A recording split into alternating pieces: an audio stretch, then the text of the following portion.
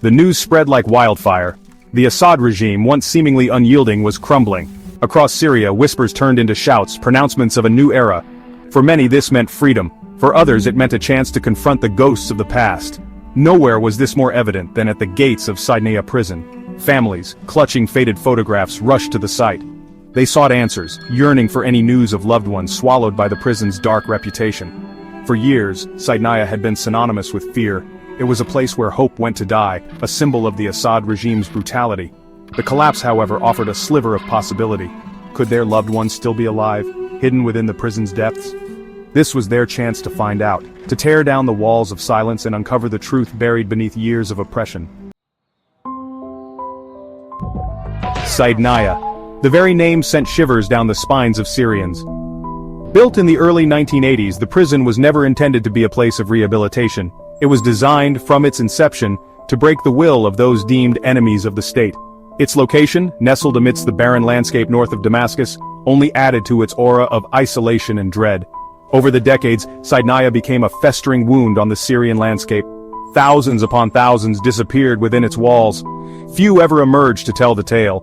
Those who did spoke of unspeakable horrors, of torture, starvation, and systematic dehumanization. Their stories, whispered in hushed tones, painted a chilling picture of the regime's ruthlessness.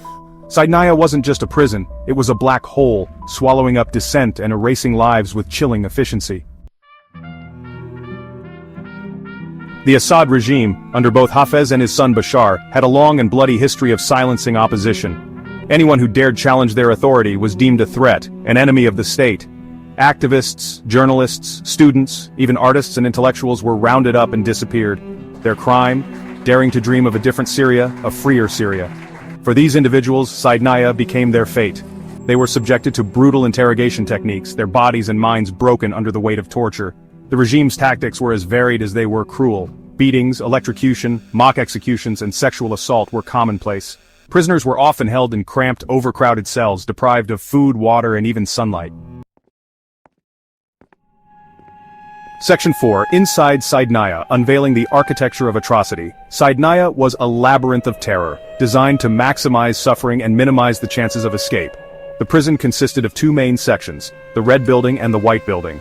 The Red Building, notorious for its brutal conditions, housed those accused of the most serious crimes against the state. The White Building, while less severe, was still a place of fear and deprivation, a holding pen for those awaiting trial or transfer. Within these walls, life was governed by a strict and brutal routine. Prisoners were subjected to daily beatings, often for the slightest infraction. They were denied basic hygiene, leading to the spread of disease. The stench of death and despair permeated every corner. Section 5, Echoes of Suffering, Torture and Inhumanity Within Saydnaya's Walls. The stories that emerged from Saydnaya were harrowing. Former prisoners, their bodies bearing the scars of torture, spoke of unimaginable cruelty. One survivor, Omar al-Shogre, described being forced to stand in a stress position, his arms outstretched, for hours on end. The guards, he said, would beat them with rubber hoses, their laughter echoing through the halls. Another survivor, Salam Othman, recounted being held in solitary confinement for months. The darkness, the silence, the constant fear, he said, chipped away at his sanity. He could hear the screams of other prisoners, their cries for help swallowed by the prison's thick walls. These stories, though difficult to hear, are crucial. They provide a glimpse into the depths of human cruelty perpetrated within Saydnaya's walls, a stark reminder of the human cost of oppression.